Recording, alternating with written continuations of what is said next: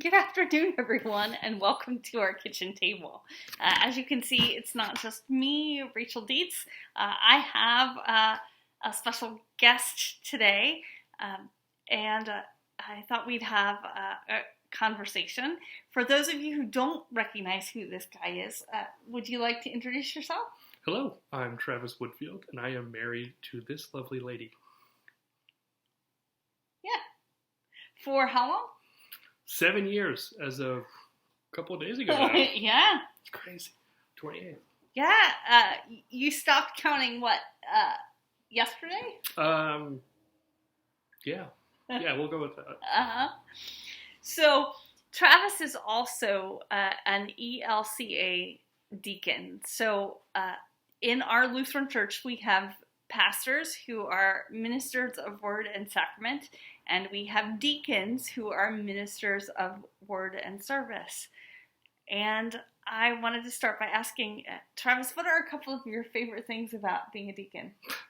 There are so many favorite things about being a deacon.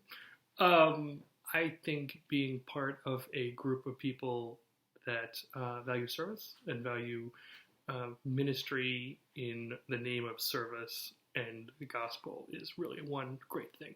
So, for instance, word and sacrament pastors we call word and sacrament ministers in the ELCA, and those are what you normally would see like Rachel, Pastor Rachel.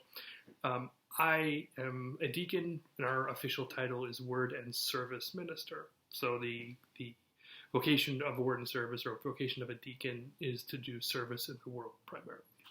And that can take lots of different forms from different kinds of deacons out there in the world.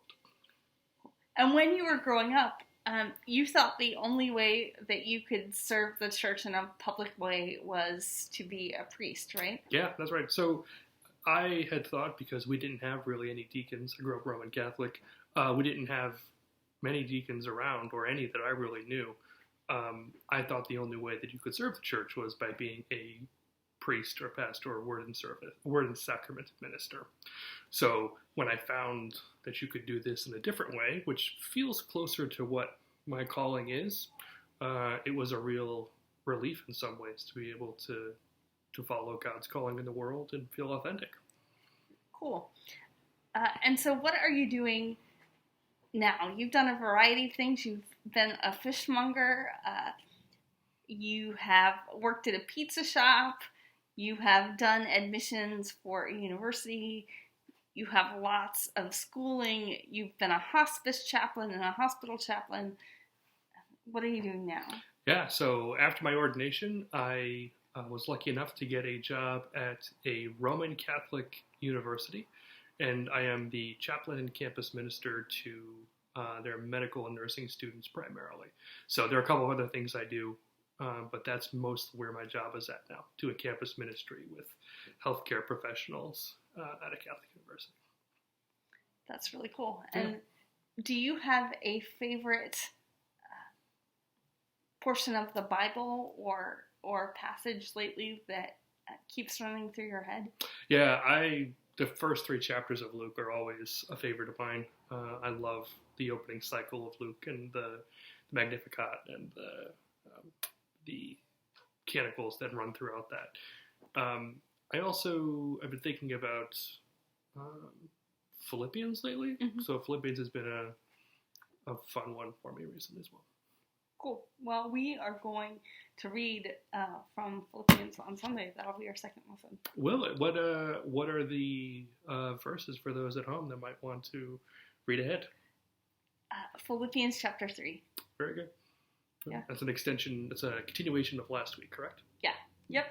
Last week was the part where Paul talks about Christ not regarding equality with God as something to be exploited, but Jesus humbled himself on the cross. And then this part is I regard, meaning Paul, I regard everything else as rubbish, and that's the polite word.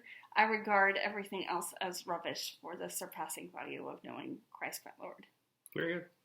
Thank you to the NRSV for that translation. Yes. Any question you'd like to ask me? What do you think about your calling lead you to word and sacrament as opposed to word and service? What was the difference for you when you were thinking about these things? I found myself really drawn to not necessarily thinking, when I would see a pastor celebrate communion or baptism, it wasn't as if I thought, ooh, I really want to do that one day. But it was more, the more I learned about the sacraments and how God is involved in it, and the fact that sacraments strengthen people for life in the world, and that's God in a tangible form, that gets me pretty excited. So, do you not do any service? Or how does that work for you, being a sacrament person? I do service too, but in terms of what I tend to focus on, I tend to think about God being manifest in the world through baptism and communion and service together. Right, so you're saying that there could be service qualities to the sacraments and sacramental qualities to service. Absolutely. So they're sort of a double helix of a vocation. Yeah. They go together really well. Yeah, and not just because we're married. No. So there is, I think, the equality of the two vocations is that in some ways one needs the other. Absolutely.